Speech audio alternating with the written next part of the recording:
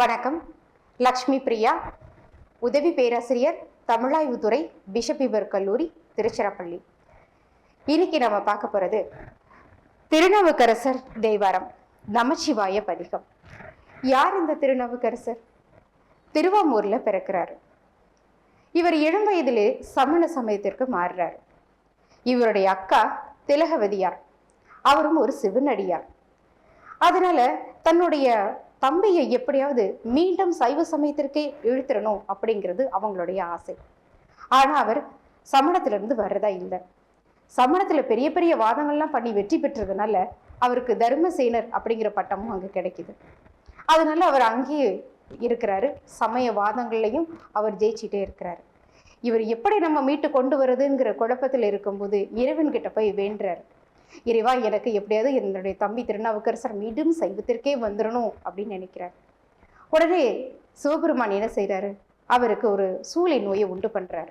அதாவது வயிற்று நோய், வலி நோயை உண்டு பண்றார். வயிற்று நோய் உண்டு பண்ணோடனே உடனே அங்க எல்லா மருத்துவங்களும் செய்யறாங்க. அவருக்கு எதுவுமே சரியாகலன்னு உடனே அவனோட அக்கா சொல்றாரு, மீண்டும் நீ என்கிட்டவே வா தம்பி, நான் சரிப்படுத்துறேன் அப்படின்னு சொல்லிட்டு பதிகங்கள் பாடி அவருக்கு திருநீரி பூசி விட்டு அவர் வயிற்று வலியை சரிப்படுத்துறாரு. உடனே அவரும் தன்னுடைய தமக்கையாரோட பேச்சை கேட்டு மறுபடியும் சைவத்திற்கு திரும்பி வர்றாரு. திரும்பி வந்த உடனே சமணத்திலிருந்து இவர் திரும்பி வந்ததுனால சமணர்கள்ல என்ன செய்யறாங்க? இவர் மேல ரொம்ப கோபமா இருக்கிறாங்க. இவரை எப்படியாவது தண்டனை கொடுத்துடணும் அப்படின்னு நினைக்கிறாங்க. யார்கிட்ட போறாங்கன்னா மகேந்திர பல்லவன் அப்படிங்கிற ஒரு அரசன் கிட்ட போறாங்க. மகேந்திர பல்லவனை பார்த்த உடனே திருநாவுக்கரசரை பத்தி இல்லாததும் பொல்லாததுமா சொல்றாங்க. அவருடைய தூண்டுதனால என்ன செய்யறாரு? மகேந்திர பல்லவன் அவரை சுண்ணாம்பு காலவாய்க்குள்ள போடுறாரு. ஆனா சிவபெருமானோட அருளால அவர் சுண்ணாம்பு காலவாயில அவர் எதுவுமே அவர் செய்யல. நல்லபடியாவே திருப்பி வர்றாரு. மறுபடியும் அவருக்கு நஞ்சு கலந்த சாப்பாடை கொடுக்குறாங்க. அதுவுமே அவருக்கு ஒண்ணுமே செய்யல. மறுபடியும் அவர் பட்டத்து யானைய அவரை ஏவி மிதிக்க விட்டு அவரை கொல்ல வைக்கணும் அப்படின்னு நினைக்கிறாங்க. ஆனா அந்த யானை கூட அவரை வணங்கிடுச்சு. அவரை சுத்தி வணங்கிட்டு திரும்பி போயிடுது. இதனால கடும் கோபடைந்த சமணர்கள் என்ன செய்யறாங்க?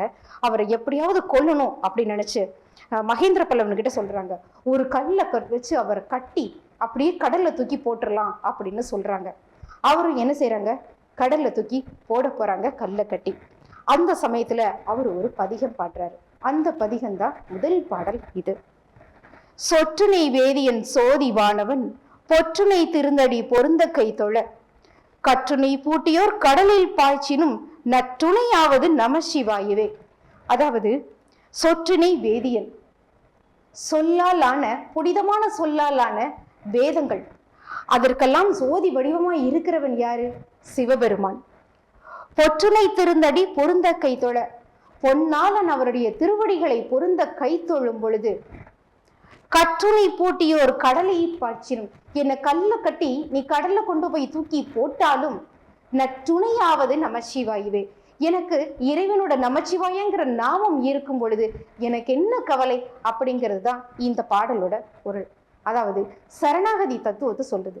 நாம எனக்கு இதை கொடுத்தா கடவுள் இதை செய்வாரு, இதை கொடுத்தா இதை செய்வாருங்கிற அந்த பரிமாற்றம் எதுவுமே இல்லாம எல்லாமே எனக்கு நீந்தான், துன்பமும் வந்தாலும் அதுக்கு நீந்தான், இன்பம் வந்தாலும் அதுக்கு காரணம் நீந்தான், எனக்கு எல்லாமே நீ மட்டும்தான்ங்கிற சரணாகதி அடையும் பொழுது இறைவன் நம்மளை ஆட்கொள்றாரு அப்படிங்கிறது தான் உண்மை.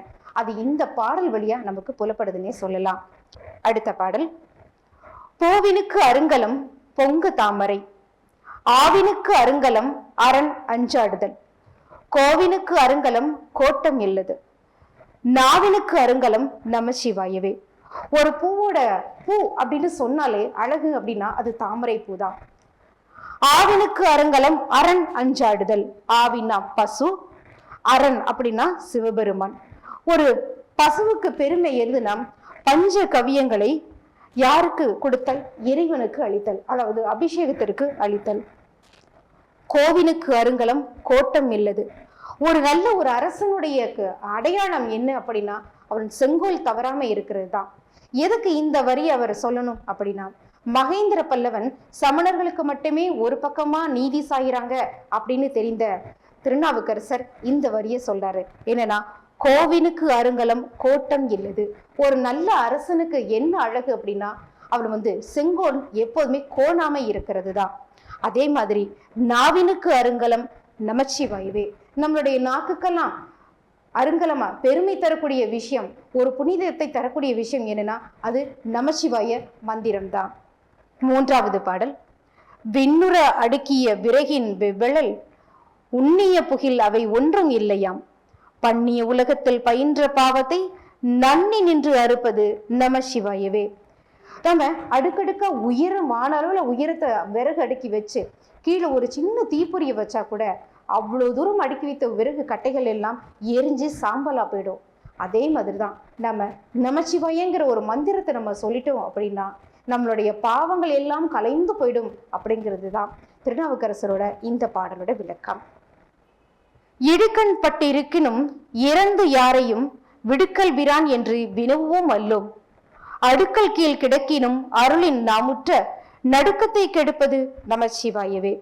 நாம எவ்வளவுதான் கஷ்டத்துல இருந்தாலும், இடுக்கன்னா துன்பம், இடுக்கண் பட்டிருப்பினும் இறந்து யாரையும் விடுக்கல் பிரான், என்னை யாராவது காப்பாத்துங்க அப்படின்னு சொல்லிட்டு யாரைகிட்டையுமே நம்ம கெஞ்ச வேண்டிய அவசியம் இல்லை. அடுக்கல் கீழ் கிடக்கினும் அருளின் நாமுற்ற நடுக்கத்தை, நாம எவ்வளவுதான் துன்பத்துல இருந்தாலும் அந்த துன்பத்திலிருந்து நமக்கு விடுவிப்பது எதுன்னா அது நமசிவாய அப்படிங்கிற மந்திரம் மட்டும்தான். இந்த வரிகளை நான் எதுக்கு சொல்றாரு அப்படின்னா, ராவணன் கைலி மலையை தூக்கும் போது அதற்கு கீழே நசுங்கிண்டு கிடக்கிறான். அப்போ நசுக்கி கிடக்கும் பொழுது இறைவனை வழிபடுறான். சிவபெருமான வேதங்கள் ஊதிய சிவபெருமானோட மந்திரங்களை சொல்லி வழிபடும் போது சிவபெருமான் அவரை கை கொடுத்து காப்பாத்துறாரு. அதனாலதான் இங்கே சொல்றாரு, அடுக்கல் கீழ் கிடக்கினும் அருளின் நாமுற்ற நடுக்கத்தை கெடுப்பது நமசிவாயவே. ராவணனோட நடுக்கத்தை எப்படி இல்லாம போக்கினாரோ அதே மாதிரி நம்மளுடைய நடுக்கத்தையும் காப்பாற்றுவாரு அப்படிங்கிறது தான் இந்த பாடலோட பொருள். 5வது பாடல். வெந்த நீர் அருங்கலம் விரதிகட்கெல்லாம் அந்தனருக்கு அருங்கலம் அருமறை ஆரங்கம், திங்களுக்கு அருங்கலம் திகழும் நீள்முடி நங்களுக்கு அருங்கலம் நமசிவாயவே. வெந்த நீருன்னா திருநீருன்னு அர்த்தம். அருங்கலம் விரதிகட்கெல்லாம், விரதிகள்னா முனிவர்கள், முனிவர்களுக்கு எது ரொம்ப அழகு அப்படின்னா திருநீர் அணிந்திருப்பதுதான் அவர்களுக்கு மிகவும் அழகு. அந்தனருக்கு அருங்கலம் அருமறை ஆரங்கம், அந்தணர்களுக்கு எது அழகுனா 6 மறைகளை 4 மறைகளையும் நன்கு ஓதி தெளிவாக இருக்கிறது தான் அந்தணர்களுக்கு அழகு. திங்களுக்கு அருங்கலம் திகழும் நீள்முடி, சந்திரனுக்கு எது அழகு, அது சிவபெருமானோட தலையில இருக்கும்போதுதான் அது பேரழகு. நங்களுக்கு அருங்கலம் நமசிவாயவே. அதே மாதிரி நமக்கு எது அழகு அப்படின்னு பார்த்தோம்னா, நம்மளுடைய நாக்குக்கு எது அழகு அப்படின்னு பார்த்தோம்னா அது நமசிவாய அப்படிங்கிற மந்திரம் மட்டும்தான். நன்றி.